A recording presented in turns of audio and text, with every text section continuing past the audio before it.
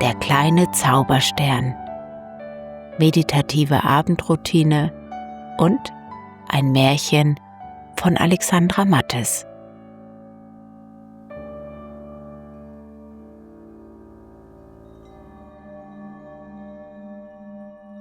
Mach es dir bequem und nimm ein paar tiefe Atemzüge durch die Nase ein und durch den Mund wieder aus.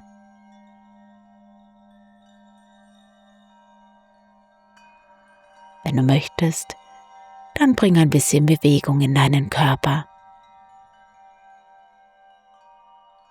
Du kannst dich recken und strecken, deine Hand- und Fußgelenke kreisen, gähnen und seufzen.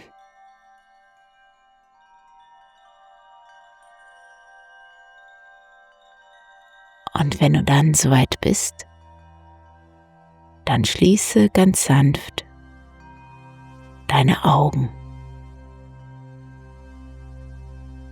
Werde ganz ruhig.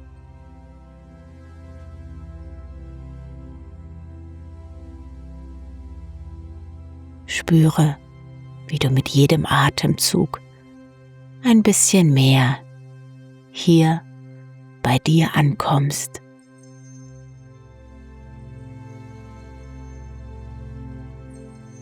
Komm an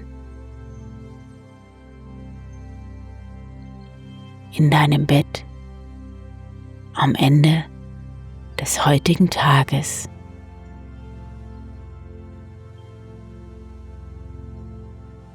Lasse dich ganz schwer und gemütlich in die Matratze sinken.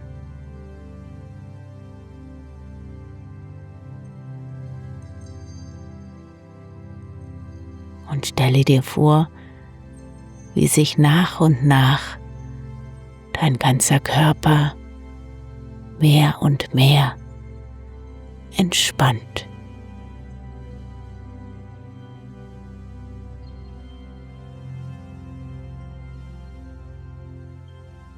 Ich lade dich ein, gleich wenn ich es sage, dir einen Moment Zeit zu nehmen für deine Bilder des heutigen Tages.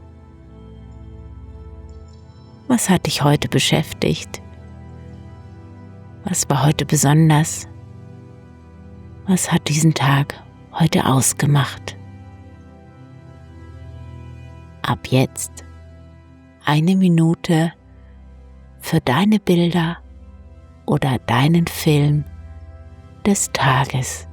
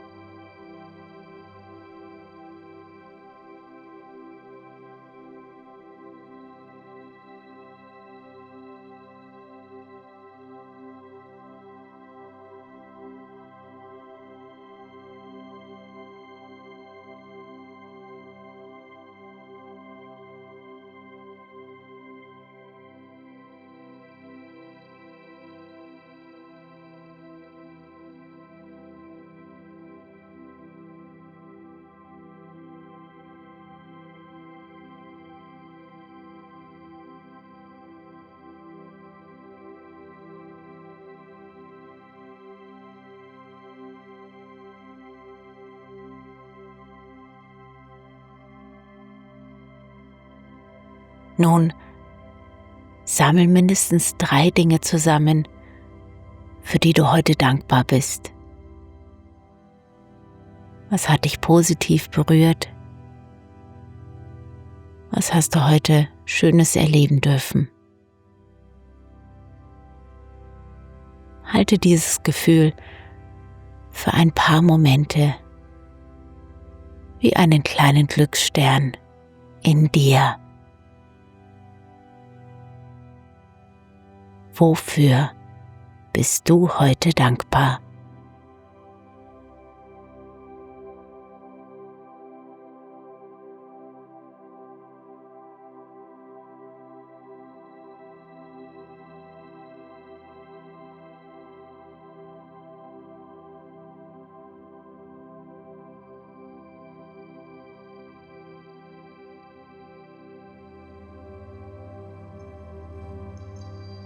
atme nochmal etwas tiefer ein und lass mit dem Ausatmen los.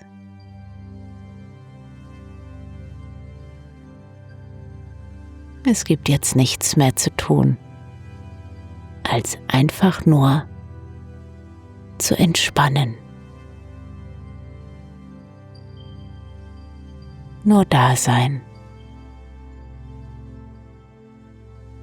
Und während du ruhst, finden all die kleinen Reparaturarbeiten in dir statt. Es wird ausgeglichen, aufgeräumt, geheilt und alles in die für dich richtige Ordnung gebracht.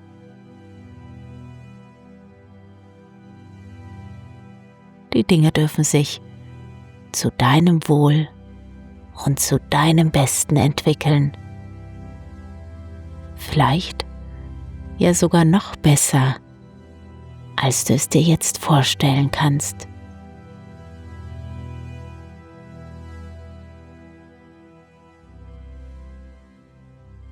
Und während du jetzt vielleicht schon immer müder und schläfriger wirst und mehr in dir selbst ankommst, lade ich dich ein zu einer kleinen Reise ins Land der schönen Märchen.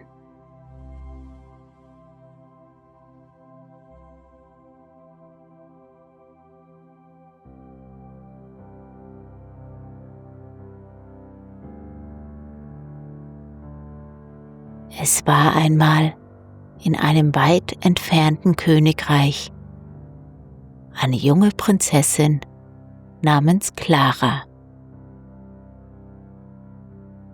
Sie lebte in einem wundervollen Schloss aus hellem Stein mit hohen Türmen und langen Gängen. Clara war ein gutes, warmherziges Mädchen. Doch sie kannte nur die feine Welt des Hofes. Seidene Vorhänge, höfisches Flüstern, goldene Teller, Dienerinnen, die vorbeihuschten. Draußen aber, jenseits der hohen Mauern, lag ein Königreich, das sie nur aus Geschichten kannte. Und je älter sie wurde, desto neugieriger blickte sie hinaus und beobachtete das Treiben jenseits des Schlosses. Ihr Vater, der König, war schon seit Wochen auf einer Reise im Norden. Clara vermisste ihn sehr. Und so stand sie Nacht für Nacht am Fenster, schaute in den Himmel und redete mit den Sternen, als wären sie alte Freunde.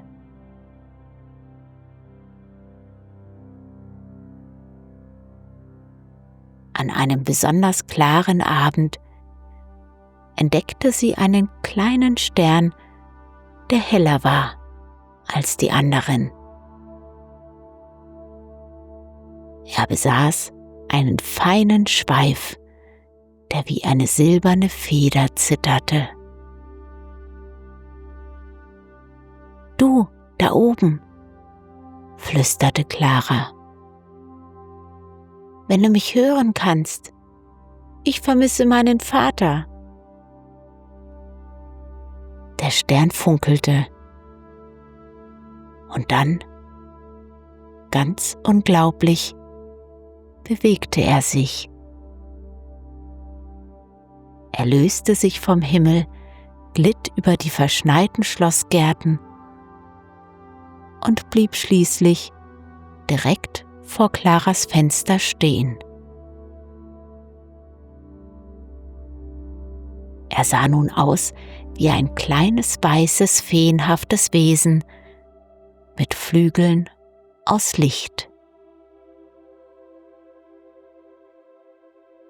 Clara hielt den Atem an. »Komm heraus zu mir, ich möchte dir etwas zeigen«, sagte der kleine Stern.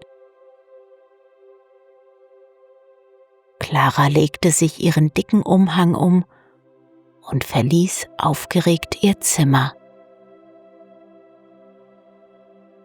Sie huschte leise die große Marmortreppe hinab und entkam ungesehen von den Nachtwachen aus dem Schloss. Es war das erste Mal, dass sie alleine draußen war. Der Stern wartete vor dem großen Tor auf sie. Er zog voran. Clara folgte. Sie gelangten nach und nach in Gegenden, die Clara nur aus den Berichten der Diener kannte. Niedrige Häuser aus Holz, schmale Gassen, Menschen, die sie mit misstrauischen Blicken musterten. Ein Junge raunte sie an. Kinder rannten vorbei, ohne sie zu grüßen. Clara erschrak über die Unfreundlichkeit, die ihr entgegenschlug. So also lebt das Volk? Dachte sie. Wie wenig weiß ich doch über unser Königreich. Der kleine Zauberstern schwebte unbeirrt weiter, bis sie an ein windschiefes, halb eingefallenes Häuschen kamen, dessen Fenster ganz blind waren. Dort blieb er über der Haustüre stehen.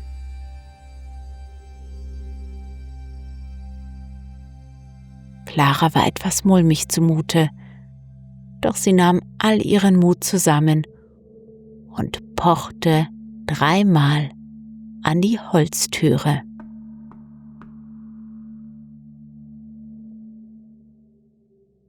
Vor ihr stand ein älterer Mann, gebeugt, mit grauem Bart und dunklen Augen. »Was willst du hier?« brummte er unfreundlich. »Ich habe nichts zu verschenken.« Clara räusperte sich. Ich bin Clara«, begann sie vorsichtig. »Der Stern hat mich zu Ihnen geführt.« Der alte Mann runzelte die Stirn. Sein Blick glitt zu dem kleinen Lichtwesen, das über Claras Schulter schwebte. Und etwas in seinem Gesicht veränderte sich. »Der Stern«, murmelte er. »Wie lange ist es wohl her, dass er mich das letzte Mal besucht hat?« Er ließ sie eintreten. Drinnen war es düster, aber warm. Ein alter Ofen glühte. Überall standen Holztiere in allen möglichen Größen, manche bunt bemalt, manche halb fertig geschnitzt. Clara fiel ein kleiner Soldat auf, ein hölzerner Vogel und ein winziger Schlitten, der ihr besonders gefiel. »Warum leben Sie so allein?« fragte sie leise. Der Mann setzte sich schwerfällig auf einen alten Sessel. »Ich war einmal Spielzeugmacher«, sagte er rauh. »Ich habe die schönsten Figuren, Pferde und Schlitten gefertigt. Aber irgendwann ist meine Werkstatt durch einen schweren Sturm zerstört worden. Ich hatte nicht die Kraft, sie wieder aufzubauen und habe mit dem Arbeiten aufgehört. Seitdem wollte ich keine Kinder mehr um mich haben. Sie machen Lärm und erinnern mich an Dinge, die ich verloren habe.« Clara sah sich um, ihre Augen voller Mitgefühl. »Vielleicht kann man das, was Sie verloren haben, zurückholen«, meinte sie. Der alte Mann schnaubte. Dann schien ihm ein erhellender Gedanke zu kommen. Er stand auf und kramte in einer alten Kommode. Dann zog er einen kleinen Samtbeutel hervor.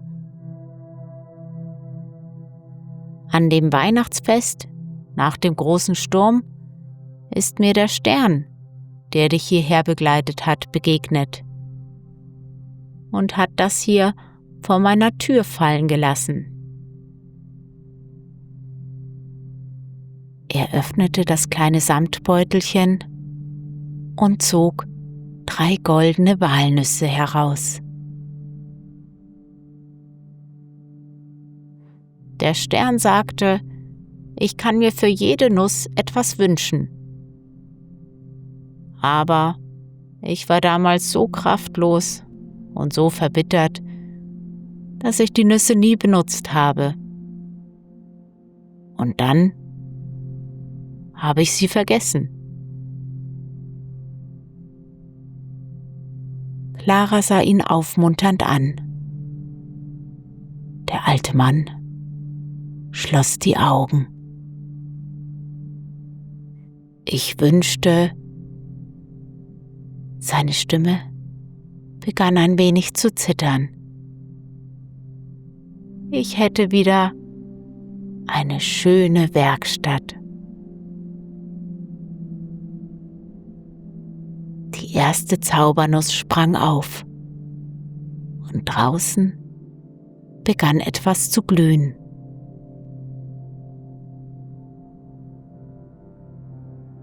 Ein goldenes Leuchten breitete sich aus.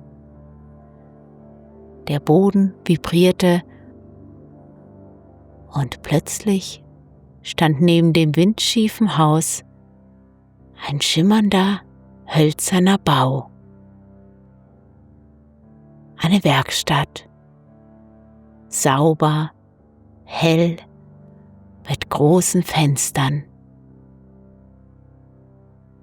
Innen war eine Werkbank, bestückt mit neuen Werkzeugen. In den Regalen lagen verschiedene Hölzer, außerdem Farben, Pinsel und alles, was ein Spielzeugmacher braucht. Der Alte rieb sich seine Augen. Es ist noch viel schöner als früher, hauchte er. Und über seine Wange kullerte eine Träne. Clara lächelte.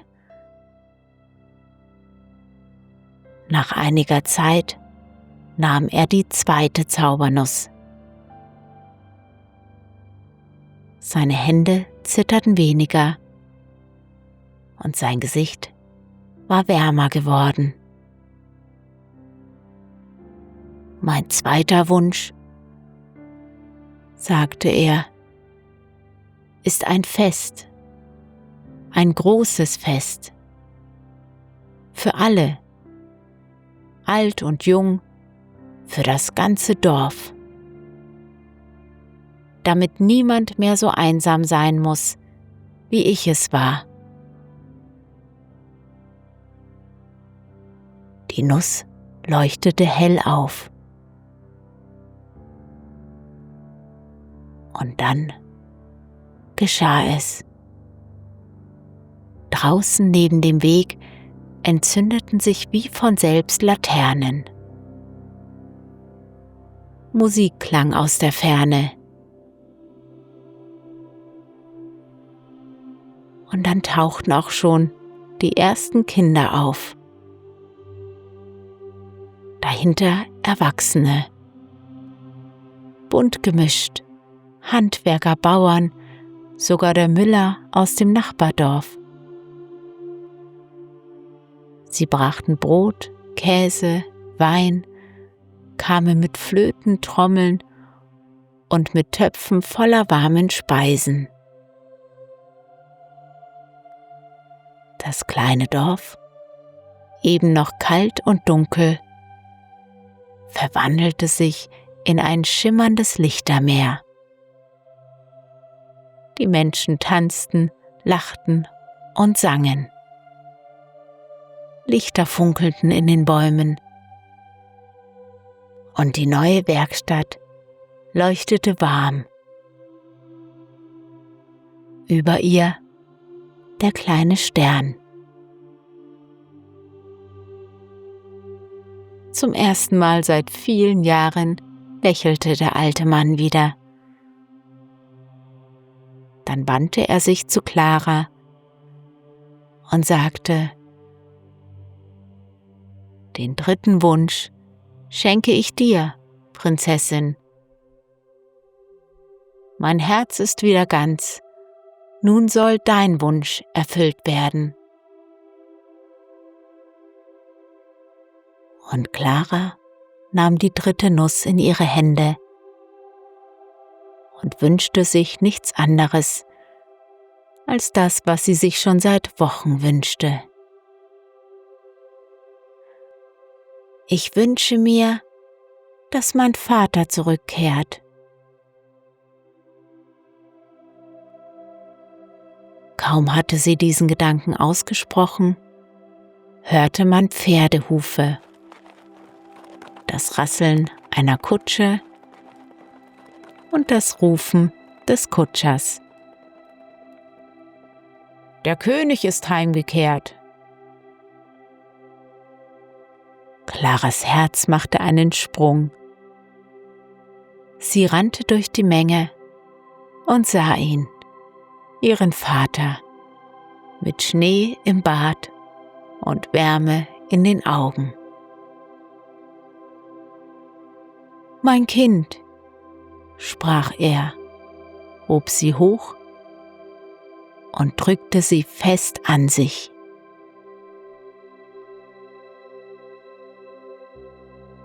Dann grüßte er den alten Spielzeugmacher und die Menschen aus dem Dorf.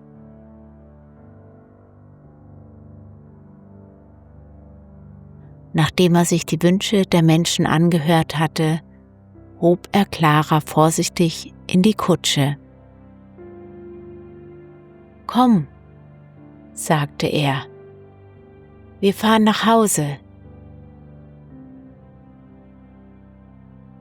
Und wenige Tage später war Weihnachten und sie feierten das größte Weihnachtsfest, das sie je erlebt hatten.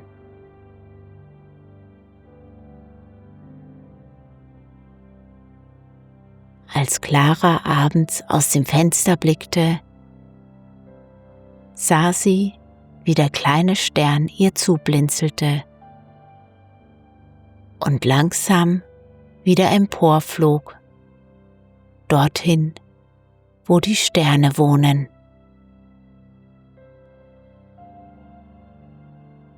Und Clara, ihre Eltern und das ganze Königreich lebte glücklich und in Frieden.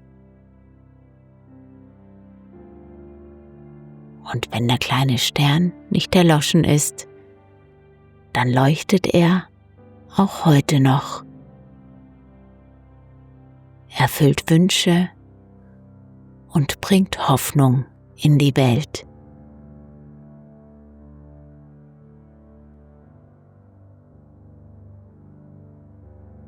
Ich wünsche dir eine gute Nacht, einen tiefen und erholsamen Schlaf und schöne Träume.